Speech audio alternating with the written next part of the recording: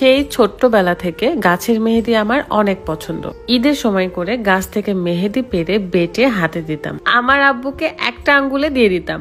মেহেদি butter জন্য অনেক excited থাকতাম, কারণ লাল টুকটুকে হাত আমার অনেক বেশি পছন্দ। বাবার বাড়িতে এসে মেহেদি দিয়ে দিলাম, মেহেদি পরলাম আর বরের নামও লিখলাম। আসসালামু আলাইকুম, কেমন আছেন সবাই? দেখেছেন মেয়েরা কেন বাবার বাড়ি গেলে শান্তি পায়? কারণ তারা ইচ্ছে মতো পাখির মতো উড়ে বেড়াতে পারে। আমার বাপের বাড়ি ছোট হতে পারে, কিন্তু আমার বাবার মন পুরা সাম্রাজ্যের মতো, তাই সেই সাম্রাজ্যে আমি উড়ে বেড়াতে পারি, হাসতে পারি, খেলতে পারি। প্রত্যেকটা মেয়ে তার বাবার রাজ্যের রাজকন্যা। মেহেদির গাছ দেখলে আমার মেহেদি পড়তে ইচ্ছা করে, তাই মা মেয়ে মিলে মেহেদি তুলে তারপরে বেটে হাতে দিব। জানেন, যখন ঈদ আসতো, ঈদের সময় করে মেহেদির এই দিনটা আমার কাছে খুবই স্পেশাল ছিল। কারণ আজকে আপনি রুকাইয়াকে যেমন দেখছেন না, ঠিক ওই ছোট্টবেলা থেকে মেহেদি পেরে বেটে হাতে দেওয়ার মেয়ে আমি। তাই মেহেদি পড়া থেকে শুরু করে হাতে দেওয়া অবধি পর্যন্ত অনেক স্মৃতি থাকে আমার।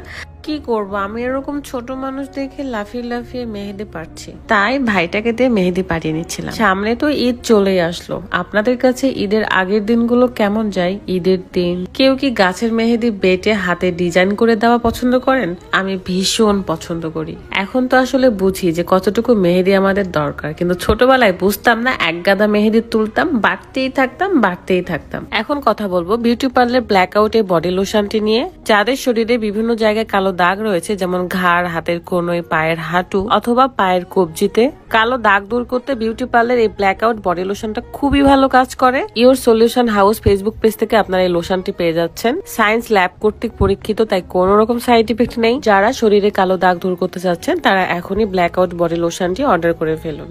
আমি এবার বাপের বাড়ি যাওয়ার সময় খুব একটা ড্রেস নিয়ে যাইনি, কেন জানি না। মেহেদি দেওয়ার সময় আমি হোয়াইট কালার ড্রেসটাই পরে নিয়েছি। ভয় লাগছিল যদি কালার ভরে যায়। আমার সাথে এমনই হয়, যখন আমি 2 দিনের জন্য আসি তখন আমি এক গাদা ড্রেস নিয়ে আসি, আর এখন যখন আমি 4-5 দিন থাকবো মাত্র 2-3টা ড্রেস নিয়ে আসছি। আর গরমে আসলে কিসের ড্রেস কিসের কি মনে হয় যেন টি শার্ট পরে থাকি। আর এই সময় না আমার হাতটা দেখতে এত ভাল লাগে, কারণ টুকটুকে লাল হয়ে গেছে। দেখেন, যেহেতু এখন আমি রান্না বান্না করব, তাই ভালো করে শিলপাটাটা ধুয়ে নিব। এখনই তো আর মেহেদি দিব না, একটু রাতের বেলা দিব। এরই মাঝখানে আমার রুকাইয়াকে একটু কলা খাওয়াই নিলাম। আমি যতক্ষণ না তাকে খাওয়াই দিব ততক্ষণ সে কিচ্ছু খাবে না, তাই সময় মতো খাওয়ানোর চেষ্টা করি। এখন আমি রান্না বান্না করব। এবার আমার গ্রামে এত বেশি গরম ছিল যা বলার বাহিরে। তারপরও মেয়ে মানুষ বলে কথা, ধৈর্য থাকতে হবে, কাজ করতে হবে, এটাই হচ্ছে জীবন। খাওয়া দাওয়া শেষ করে আব্বুকে বললাম, আব্বু আপনার হাতে মেহেদি দিয়ে দিই। আব্বু বলে, সে ছোটবেলাকার স্বভাব তোমার এখনো আছে? বিয়ে হওয়ার আগ মুহূর্ত পর্যন্ত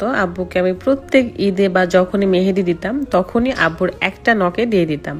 আজকেও সেটাই করলাম, বাট আমি একা হাতে দিতে পারছিলাম না। আমার যেহেতু হাত কেটে গেছে, তাই পরে আব্বু বলে যে দাও আমি তোমাকে দিয়ে দিই। বাট আব্বুরও কষ্ট হচ্ছিল, যেহেতু আব্বু এগুলো দেওয়াতে অভ্যস্ত না। তারপরও একটা আঙ্গুলে দিয়ে দিয়েছে, আমি তো এতে অনেক বেশি খুশি। তারপর আমার ডান হাতে সুন্দর করে মেহেদিটা ডিজাইন করে দিয়েছি, এরকম পাতা পাতা, আর রাদের নামের প্রথম অক্ষর আর লিখলাম। এটা বরাবরের মতোই আমার স্বভাব। নর্মালি মেয়েরা আসলে এমনটাই হয়তোবা যে তার ভালোবাসার মানুষের নামটা লিখতে বেশি পছন্দ করে, কিন্তু ছেলেদের ক্ষেত্রে এমনটা আমি দেখি নাই, মানে খুব কম আর কি। ছেলেরা ভালোবাসা প্রকাশটা একটু কমই করে আমার মনে হয়। মেয়েরা একটু বেশি আবেগী তো, তাই ভালোবাসাটা প্রকাশ করে অনেক বেশি, আর ছেলেরা করে কম।